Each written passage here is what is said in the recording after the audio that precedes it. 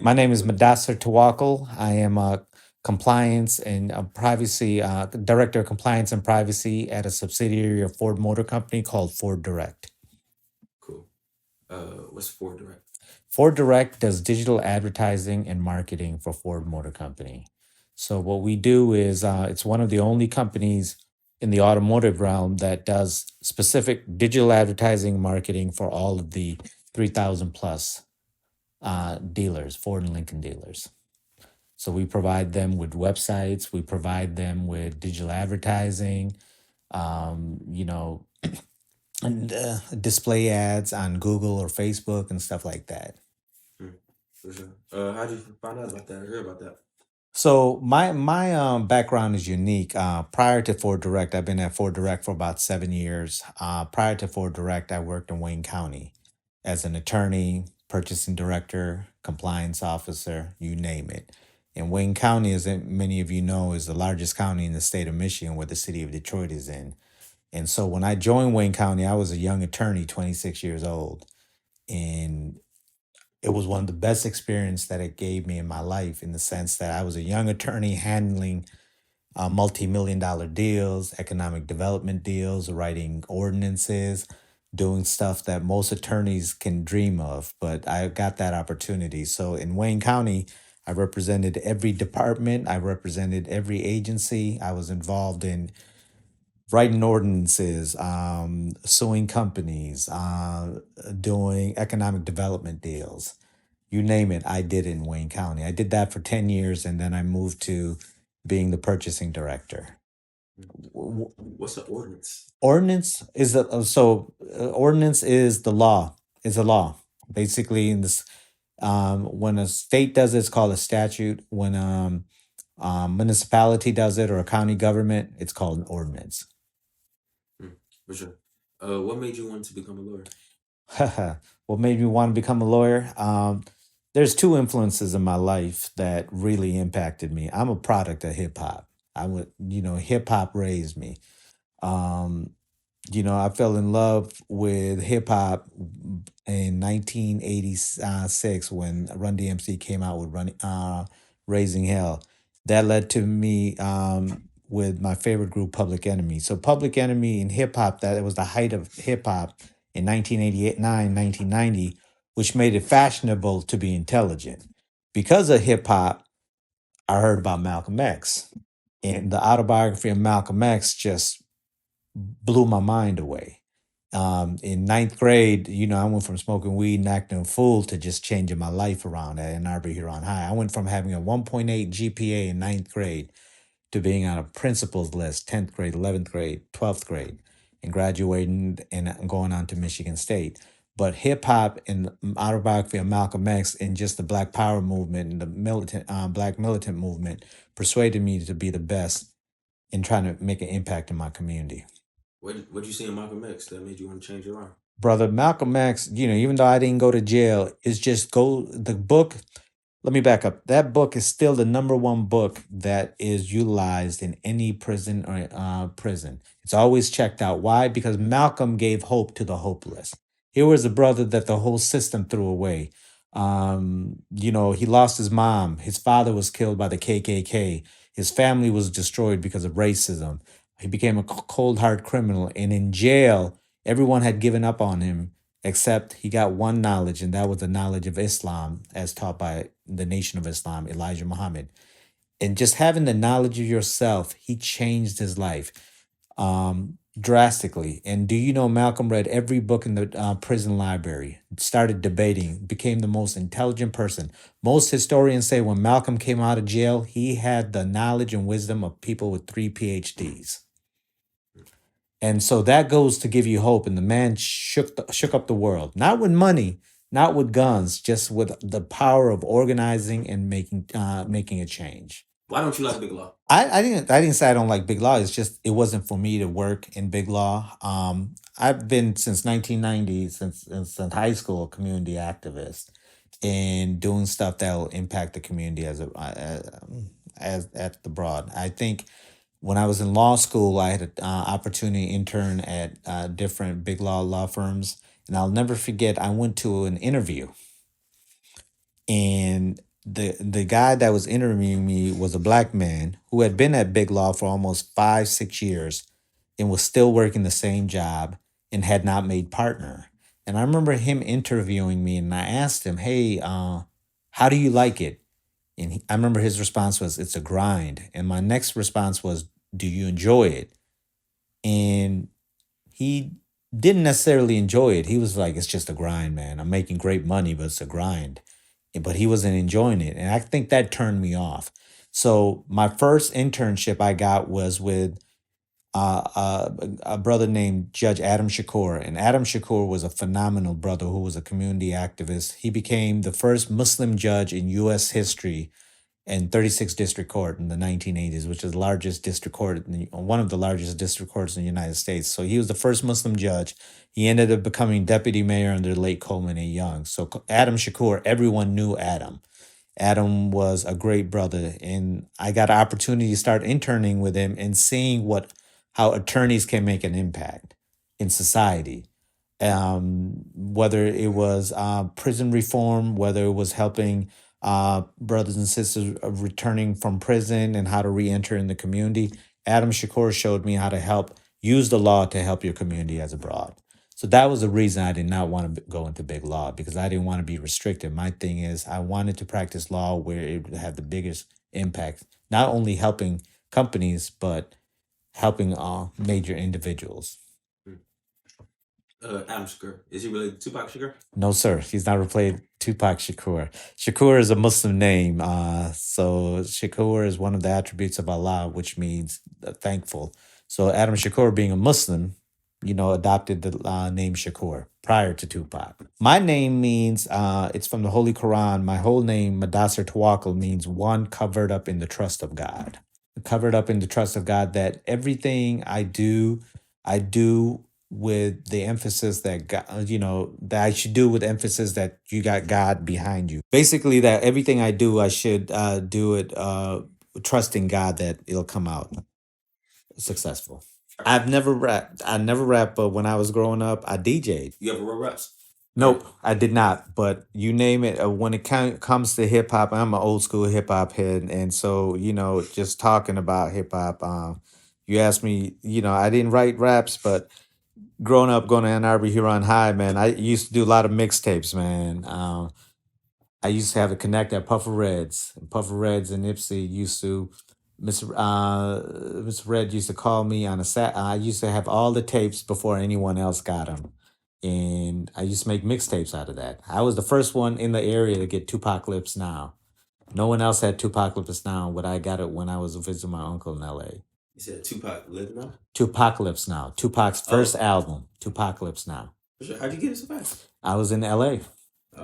Yep. And they had yeah, released it. it. Yeah, so I released it, and it came back and had it here. No one in the high school at that time, was 10th grade, no one had heard of Pac or knew his album. And so it started making mixtapes. And hip hop is one thing. Like I said, growing up, hip hop made it fashionable to be intelligent, because we all talk about the elements of hip hop. The fifth element is knowledge. What's the other four elements? DJing, rapping, graffiti, and b-boy, breakdancing. Oh, really? You still think those are staying pillars of the day? There's some foundation of it. It's always different foundation. The rapping is one component of it, but there's a difference between an MC and for me, there's a difference between an MC and a rapper. What's the difference? MC, if you an MC like Nas, I can tell you start dropping freestyle, and they'll just start going freestyle. Where a rapper, he may not have a freestyle rhyme. You got to write it down. You got to figure it out. But an MC will start. You ask him to drop a line, and he or she will start dropping a line. For the sport of it? Not so much the sport of it, the artistic style of it. I mean, if you ask me who my top 5 is, I'll break my top 5 down. From number 1 is Rakim, the God, which every artist looks up to. Number 2 is Nas. Number 3 is Black Thought. Number 4 is, for me, the Jizza from Wu-Tang Clan. Number 5 is KRS-One. So, all right, cool. I know you probably got a whole different look out on this than the Grammys. Grammys, you watch it? Being artists, there is from a hip hop perspective, generational divide and everything.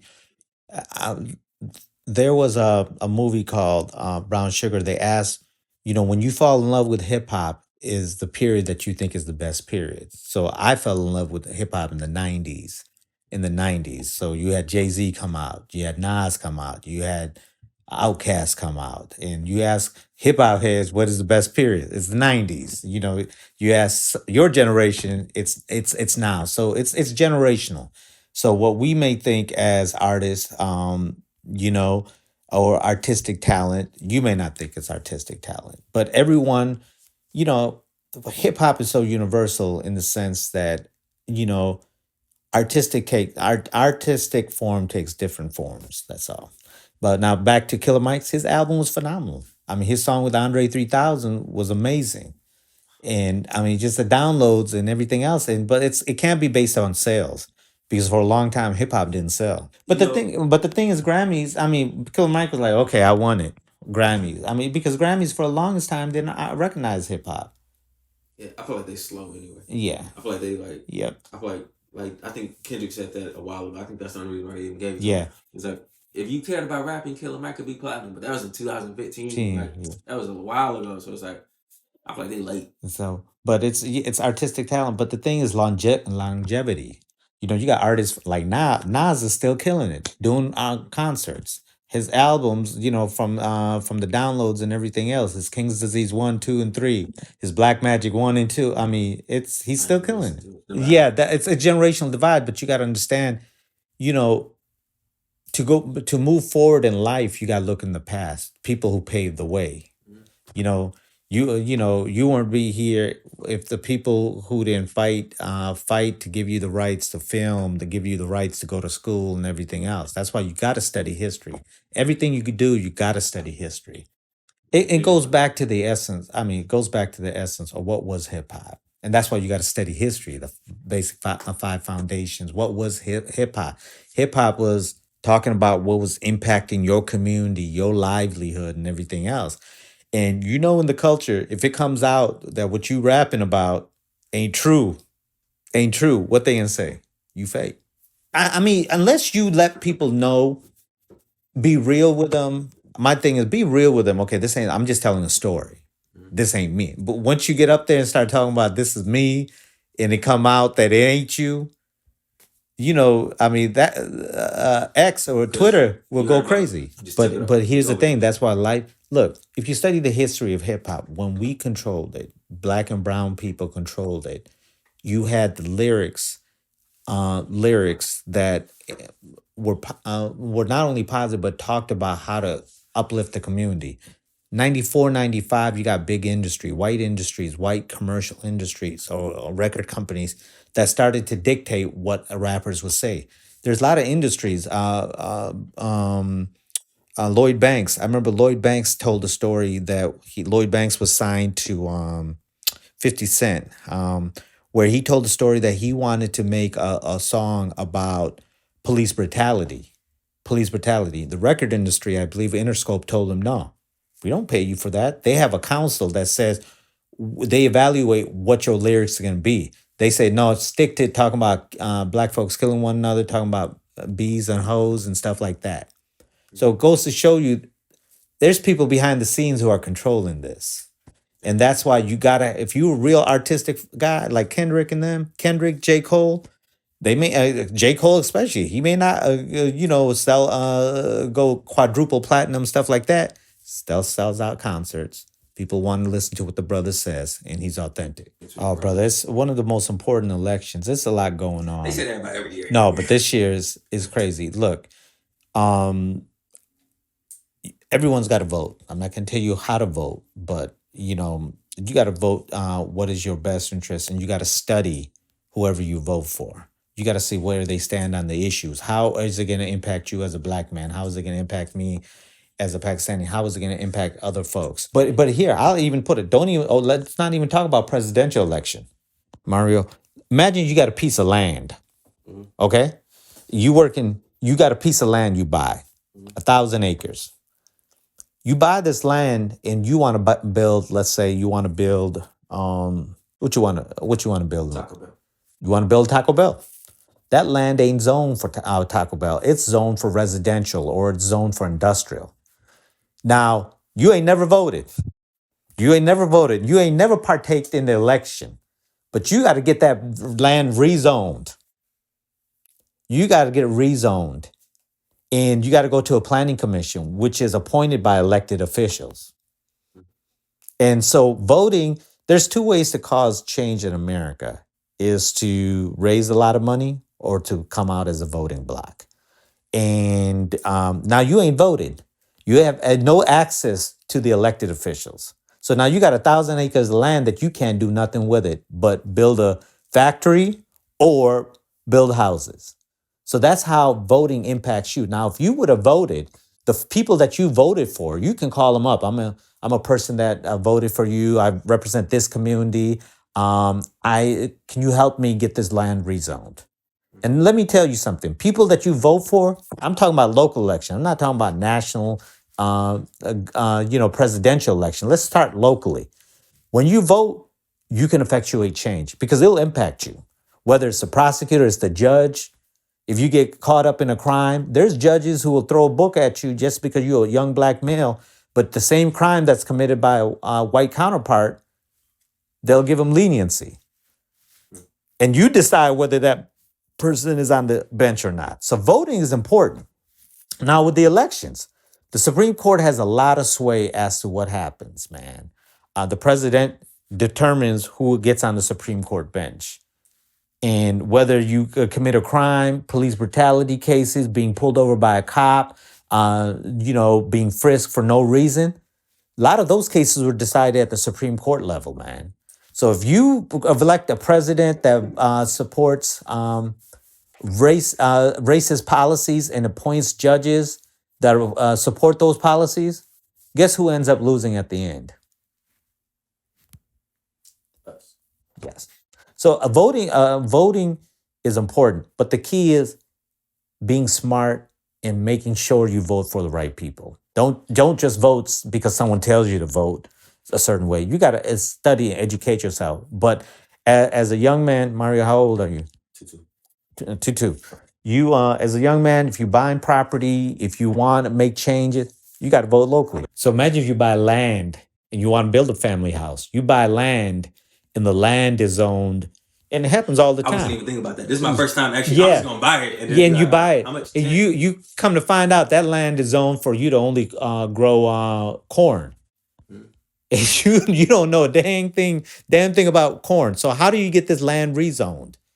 How would you get it? I mean, that's where access. You got to go to the planning commission. There's a whole process. That's why it's so important. But let me tell you something. Knowing the people that are elected, knowing the people who make decisions, that you are part of getting those folks elected, gets you access to those individuals. How you get access is either through raising money for the candidate or voting as a voting bloc. It depends on the department, police department, and it depends on what you get pulled over for or what they stop you for. Just like we look up everything online now. Google, heck, ChatGPT. You could use ChatGPT if you wanted, but really Google. For the planning commission, they're appointed by depending on if it's like Ann Arbor, it's the mayor and city council. Ypsi Township, it's the supervisor and the trustees appoint the planning commission. But I'm saying to say, don't rely on Twitter, don't rely on IG and stuff like that out there. Get on Google, do just regular research. Heck, ChatGPT. ChatGPT will at least give you some emphasis. Don't rely on it and do your research. But to answer your question, there's so much on social media. Not social media, but online that you could just put in, what does Joe Biden think about criminal justice? What does Trump think about criminal justice? A lot of it is about economic opportunity. It's all about, be it black, be it white, be it Latinos. And, if you put poor people without economic opportunities in an area, don't give them jobs and require them to take care of their family, but there's no opportunities, what are you going to do? You're going to do whatever is necessary to take care of your family, right? So think about it. In jail, Washtenaw County, Wayne County, it cost them $60,000 a year to house one prisoner. $60,000 a year, approximately.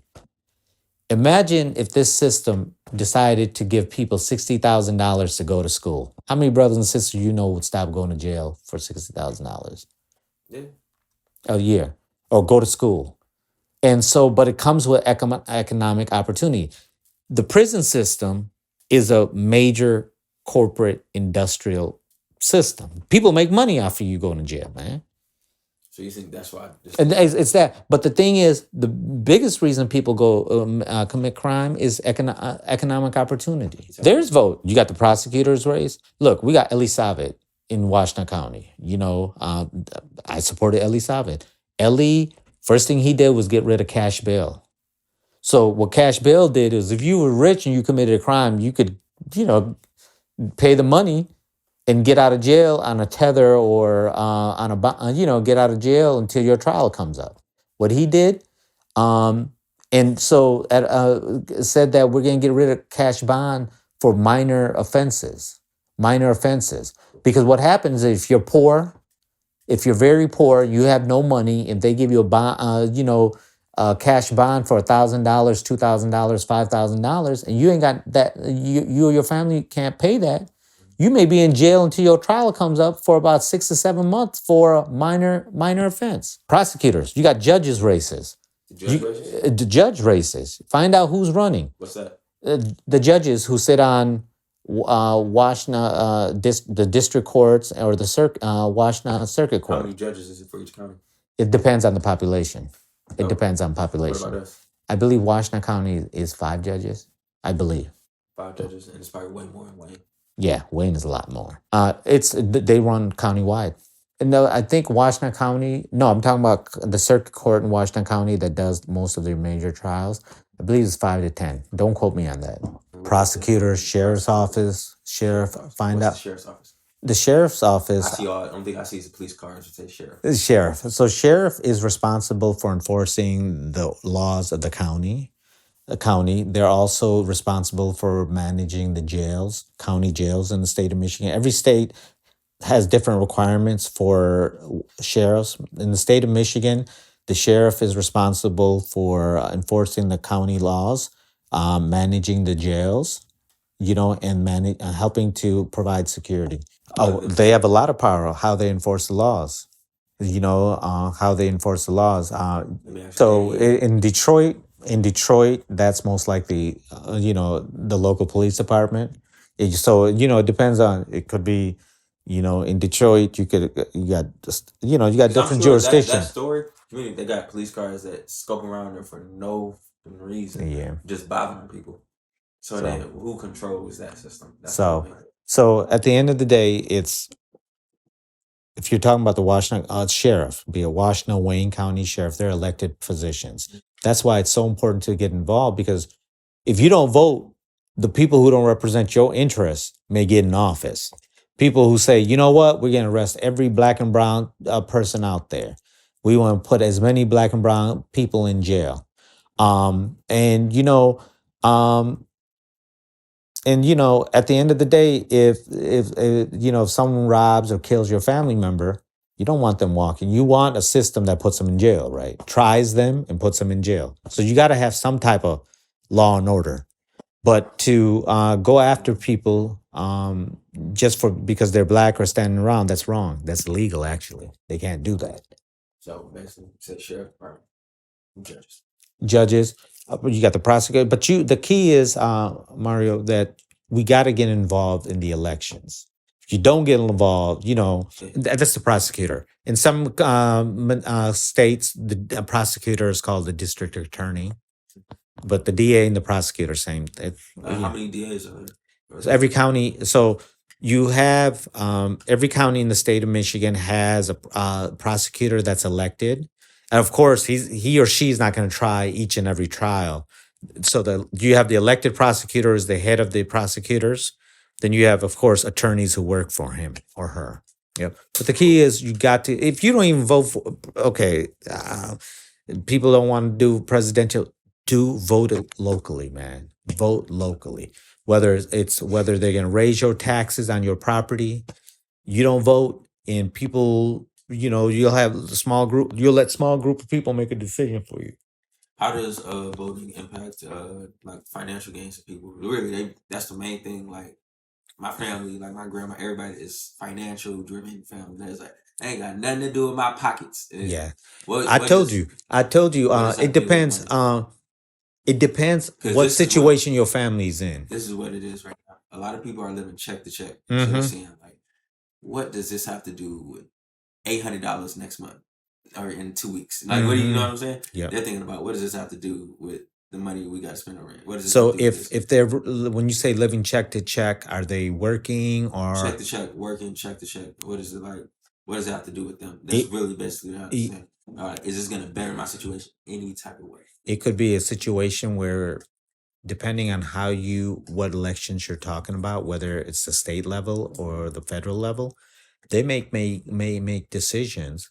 Example, I don't. How old were you in 2008?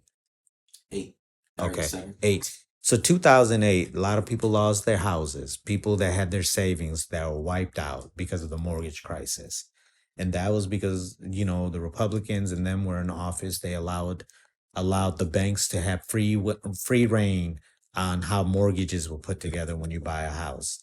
At the end of the day, people ended up losing a lot of money, a lot of benefits. So if you got EBT card and all those benefits, they were cut off. If you got jobs, odd jobs, you lost those small jobs paying minimum wage because there were no more jobs paying minimum wage. So the key is, look, you got to study and make a determination. Yes, you're not going to get anything and everything from whoever you vote for, but the question you got to ask for is which one's better than the other. I'm an independent. I'm an independent, but I've never voted Republican. So because Republicans don't really stand for what I stand for, social justice, helping the less fortunate, holding people, hold, providing services for the less fortunate, whether it's mental health, healthcare services, and stuff like that.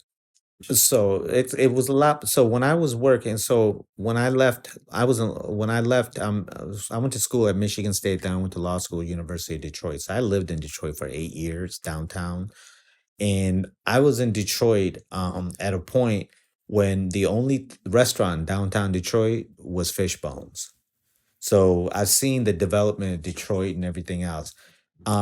I think it's great. The resurgence is great, but it's got to impact the neighborhoods, man. Yeah, okay. It's got to impact the neighborhoods. It's a downtown, midtown, no downtown. And so I was in Wayne County government. So I was there in trying to help city of Detroit, making sure helping them out and redevelopment and stuff like that. But at the end of the day, it's helping the communities, and not only that, if you bring jobs into a community, be it Detroit, be it here in Ipsy Township, City of Ipsy, it's got to help the people who live in the area, not some outsiders.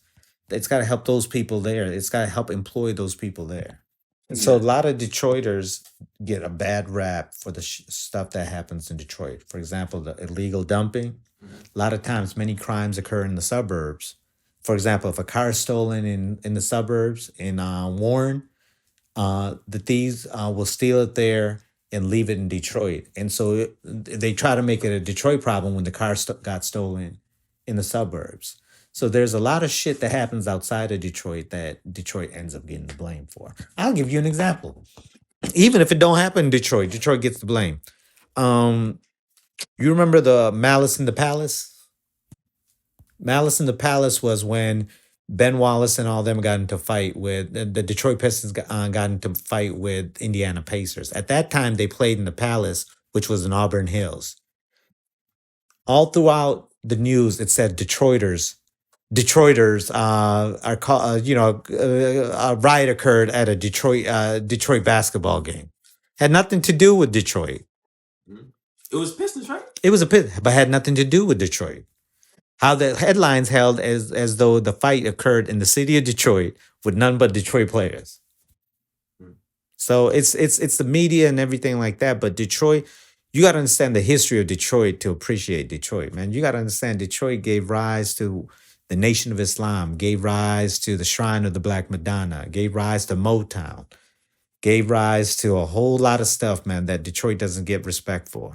And there, How much longer do you think? Because I feel like I lived in Detroit my whole life. My everybody lives there, so it's like you how still long? live in Detroit? Or you live here? Nah, I live in the Ipsy right now. Ipsy, okay. So basically, I just want to know the main like everybody says, "Oh, Detroit's on the rise. Detroit's on the rise." They've been saying that since I was 8 years old, 7 years old. It's so How long do you think that rise is going to it's take? look, I think it's got a potential to keep going, but again, it's about you know, what's happened in Detroit's happened in other municipalities, Chicago.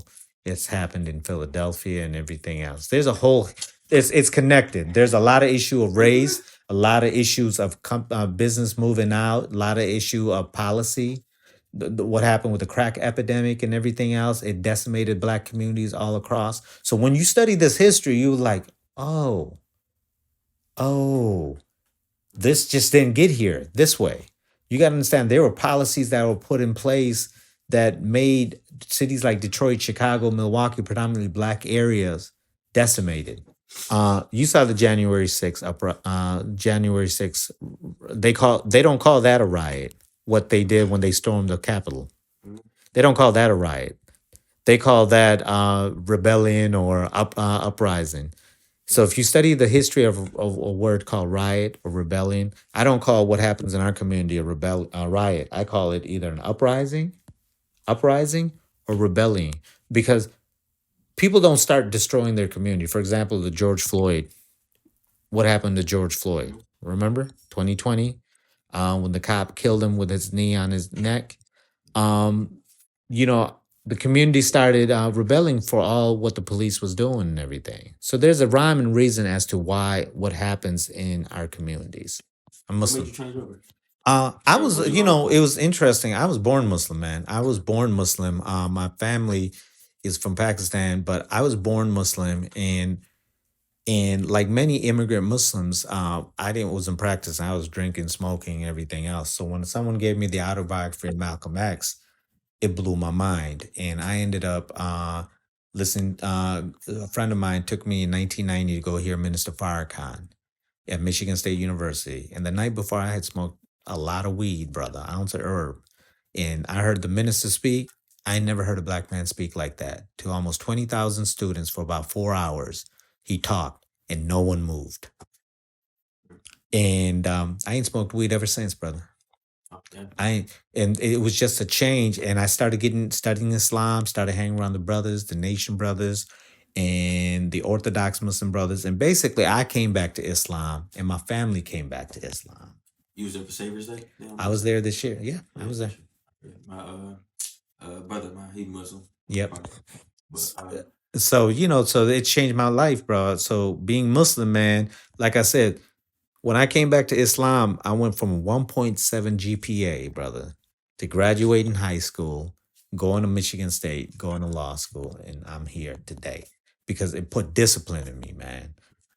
You know, you get any talk about from this from outside speaking in Pakistan, Indian type shit? no, no, no, because my wife, it's being Muslim, coming out on the experience with the Nation of Islam, and that, I'm a unique brother. I'm not an Indian Pakistani, so my family, my wife will tell you, being a black woman, my family's like open. We've been married 23 years, man. So, being Muslim, because in Islam, technically in Islam, it's unrighteous to be racist. Yeah, that's But what I'm saying. people are, because it's human nature. Like most cats, say, "Yeah, I'm Christian," but be going to the club every night, acting a fool and everything. There's Muslims who have liquor stores, man. What you Muslims having a liquor store for? You don't drink. Why you selling that alcohol? So some people you can't judge people by what they claim to be. You got to study the religion itself. So when you study Malcolm, you see what righteous and what Islam is in action, man. The FBI they would send the finest looking women in New York City to try to go entice this man. Hey, bro. Yes, no lie. The brother was so disciplined, they couldn't get him. They could never get him to drink, smoke. And this brother was a pimp. He was a hustler. He was a weed head. But the FBI, because the FBI knew if they caught him in a compromising position, it would destroy him. Oh damn, I gotta get that bit. You got to get have you ever read the autobiography of Malcolm X? Yeah, I like it. I like it. That's the main reason why I like him more than MLK. I feel like Yeah. MLK is But you gotta understand, MLK and when they killed MLK, yeah. him and Malcolm were at the same philosophical point. But it's like this though. MLK is like a Barack Obama. It's like ain't nobody that fucking perfect. No, let me tell you So something. then Malcolm X is more of a like, okay, yeah, he fucked okay, but he made right at the end of the day. But MLK, the thing is, if you study MLK, growing up, I was yeah, but growing up, I thought the same thing. But when I started studying Dr. King, his last year of his life, that brother was a revolutionary. When he started talking about the war in Vietnam, talking about how the poor are ill-treating, that's when everyone started running away from Dr. King, even the NAACP.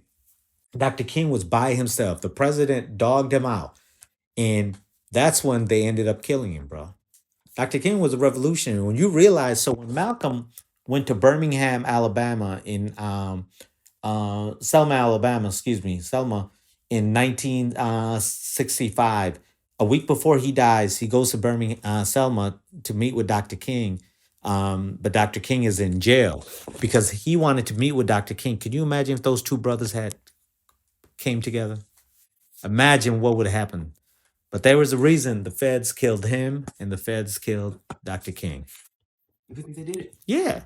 I mean, I can give you books and books and books and books on it. Yeah, it was the FBI, and this has been documented. FBI had started infiltrating the Nation of Islam in 1959. Elijah Muhammad's second-hand man, John Ali, was an FBI agent. Oh. Was an agent. If you ever see the movie documentary Who Killed Malcolm X? No. It's on Netflix. Watch it. Damn. Watch it. So yeah, so they infiltrated. Have you heard of a program called COINTELPRO? Mm-mm. Tonight, go home. Teach people. What is it? COINTELPRO.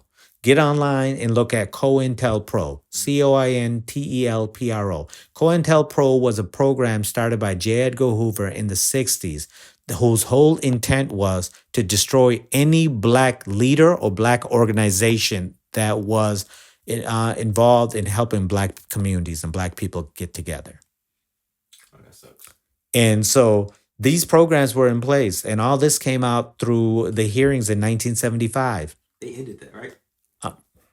Who knows? Education is the key, man. Education is the key, bro. You read one book can change your life, man. To me, it was the autobiography of Malcolm X. When I used to teach in prison, I used to go to Milam Federal Penitentiary. When I was in college, every Friday, I used to go there and talk to the brothers.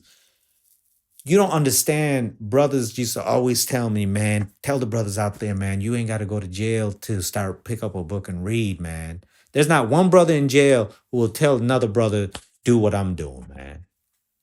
I'll end with this story, man. One time, the first time I went to jail to speak at Milam Federal Penitentiary, it's a room full of 150 brothers, man. And we just talking about life. We talking about who your boys are. There's a difference between a brother and your boy. A brother, if he sees you doing wrong, he can say, Mario, you doing wrong, man. You got to straighten up. Your boy or your friend, he don't care what. If you doing wrong, he gonna encourage you to do wrong. If you're doing right, he gonna say, man, he gonna hate on you. Where a brother is gonna, if you're doing wrong, he gonna tell you stop doing wrong. When you're doing right, he gonna encourage you. So I'm in jail speaking at Milam Federal Penitentiary, and I asked the brothers, how many of y'all in here because of your boys? Mario, all 150 brothers raised their hand. I said, how many of your boys came to visit you? Only 2 brothers in 150 brothers raised their hand. I said, so you telling me, I said, y'all know your boys will go across a town. The same brothers that got you in jail will go across town, across the country to go see a female, but can't come see you, and they may be responsible for you being in jail? So tell me, is that your boy or what? And what really got them, I said, and I hate to tell y'all brothers right now, but Some of your boys lying under your woman right now. No, I said, think about it. One brother, it hit him so hard. Mario, God is my witness, man. I was working out at Planet Fitness in Dearborn one time, and there was a brother there. He just kept looking at me. I'm just like, why is this brother looking at me, man? I'm lifting weights. He just kept looking at me, and then I finally, I go up and I say, "Hey, brother, excuse me, man. You keep staring. What's going on, man? Do I know you?"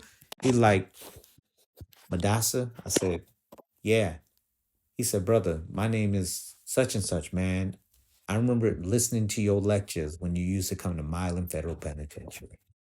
He said, I got out about 7 years ago, man, been clean ever since, ain't going back to jail, got a family and everything else. But he said, those lectures that you used to give really helped. So if I change one person, all praises are due to Allah. It only take one person, brother. It took one person, he shook the world up. Surround yourself by positive brothers and sisters. Positive people who are going to encourage you to do right and stay away from the wrong, who bring the best out of you.